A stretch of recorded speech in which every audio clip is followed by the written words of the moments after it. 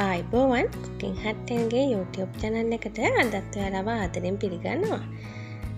හැමදාම රැට බත් කාලා බත් කන්න කම්මැලි හිතෙන දවසට මේ වගේ රසවනස පොළුන් වගේ තියෙන රොටි එකක් හදාගන්න තිබුණොත් හොඳයි නේද? ඉතින් මම ඔයාලට මේ වීඩියෝ එකෙන් අද අරගෙන ආවේ මේ වගේ රසම රස පොළුන් වගේ හදාගන්න පුළුවන් රොටි එකක රෙසිපි එකක්.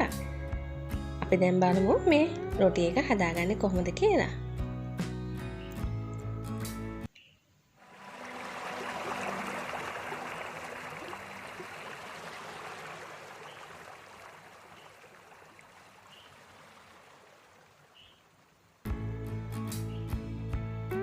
ඉස්සෙල්ලාම මේ වගේ භාජනයක් අරගෙන බිත්තරයක් ඒකට එකතු කරගන්න. ඊළඟට අපි මේකට ඊස්ට් තේ හැන්දක් එකතු කරගන්නවා. මම අද මේ රොටි එක හදාගන්නේ පාන් පිටි ග්‍රෑම් 250කින්. පාන් පිටි ග්‍රෑම් 250ට ඊස්ට් තේ හැන්ද එකතු කරගන්නේ. ඊට පස්සේ මේකට සීනි තේ හැන්දකුත් එකතු කරලා හොඳට මේ ටික මිශ්‍ර කරගන්න ඕනේ.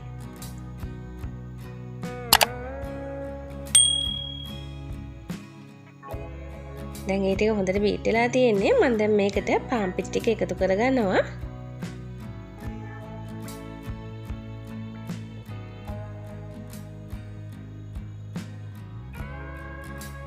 පාන් පිටි ටික එකතු කරලා හැන්දකින් මේ විදිහට කරවම් කරගන්න.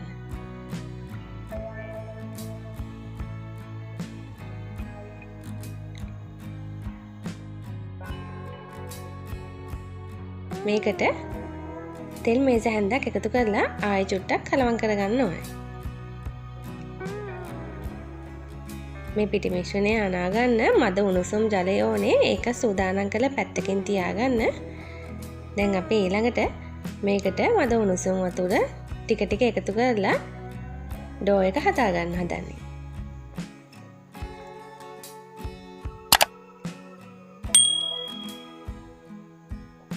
හරි ලේසි ඉක්මනින්ම හදාගන්න පුළුවන්. ඩෝ එක ටිකක් පිපෙන්න වෙලා තියාගන්න විතරයි ඕනේ. ඔයාලට හවසට මේක අනලා තියාගත්තා නම් රැට උණු උණුවෙම රස බලන්න හදාගන්න පුළුවන්.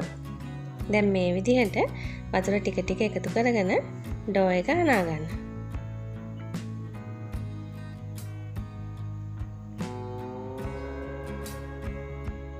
ඔයාලට පේනවා ඇති අන්තිමට මේ වගේ අතේ ඇලෙන්නේ නැති ඩෝ එකක් තමයි අපිට ලැබෙන්නේ. විනාඩි 10ක් විතර මේක චුට්ටක් සොෆ්ට් වෙනකම් අනාගන්න. දැන් මම මේක පැයක් විතර පිපෙන්න තියනවා. මේ පිපෙන්න තියන්න කලින් පිටි ඩෝ එක වටේටයි වාජනේ වටේටයි චුට්ටක් මේ විදිහට තෙල් ටිකක් ගා ගන්න ඕනේ.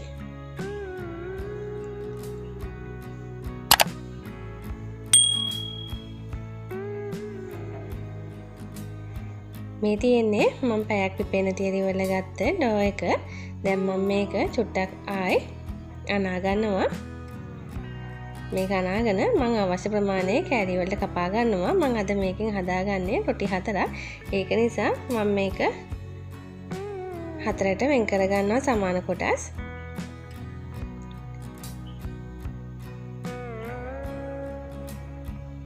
ඔයාලා හදන රොටිය ප්‍රමාණය අනුව ඔයාලට මේකෙන් හදාගන්න රොටි ගාන වැඩි කරගන්න පුළුවන්. මම සාමාන්‍ය ප්‍රමාණයේ රොටි හදාගන්න හින්දා මේ සයිස් එකට කොටස් වෙන් කරගෙන රොටි 4ක් තමයි හදාගන්නේ. මුලින්ම මේ වගේ ලෑල්ලක් අරගෙන පාන් පිටි චුට්ටක් ඉහලා රොටිය මේ විදිහට රෝලින් පින් එකකින් තුනී කරගන්න. ඔයාලට මේක අතින් උනත් තුනී කරගන්න පුළුවන්. ඒ තරම් මේ පිටි ඩෝ එක දැන් ගොඩක් සොෆ්ට්. මම මේ ප්‍රමාණයේ කුඩා රොටි තමයි හදාගන්නේ. ඒ වුණාට මේක සොෆ්ට් එකට ලස්සනට පිම්බිලා එනවා. මේ ප්‍රමාණයේ රොටි හදාගත්තත් රොටි දෙකක් කෑවොත් එක්කෙනෙක්ගේ බඩ හොඳටම පිරෙනවා. දැන් ඊළඟට මේ සූදානම් කරගත්ත රොටි ටික පුච්ච ගන්න ඕනේ. මුලින්ම රත් වෙච්ච තැටියේ තෙල් ටිකක් ගා ගන්න. ඊට පස්සේ තමයි රොටිය තියාගන්න තැටියේ.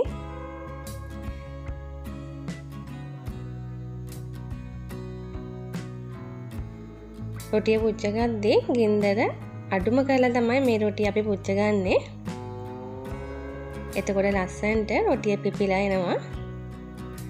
ගින්දර වැඩි වුණොත් රොටිය කර වෙන්න බලනවා. ඔයාලට පේනවා ඇති මේ විදිහට තමයි අපි රොටි එක හදාගත්තාම තියෙන්නේ. රොටිය අනිත් පැත්ත මේ විදිහට හරවලා ඔයාලට බටර් තියෙනවා නම් බටර් ටික උඩින් ගා ගන්න පුළුවන්. හරිම කිරි රහයි. එතකොට ඔයාලට මේ රොටිය කරේ ගන්න නැතුව නිකන් උනත් කන්න පුළුවන්.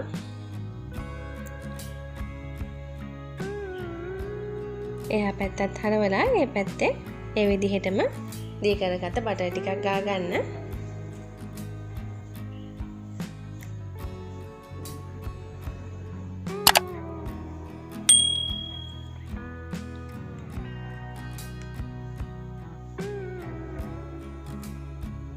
හරිම රසයි. අපි ඉතින් මේ විදිහට ඔයාලට පේනවා ඇති හොඳට පිපිලා තියෙනවා. මේ විදිහට ඉතින් රොටි ටිකත් පුච්ච ගන්න. අනිවාර්යයෙන්ම ඊළඟ රොටිය දාන්න කලින් තැටියේ තෙල් ටිකක් ගා ගන්න ඕනේ.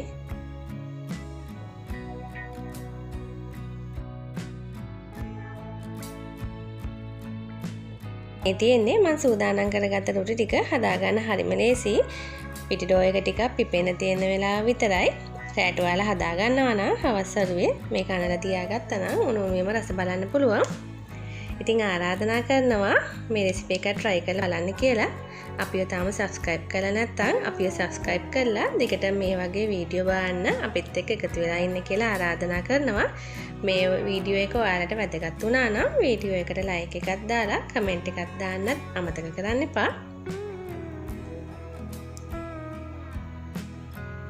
ඔයාලා හැමෝටම සුබ දවසක්.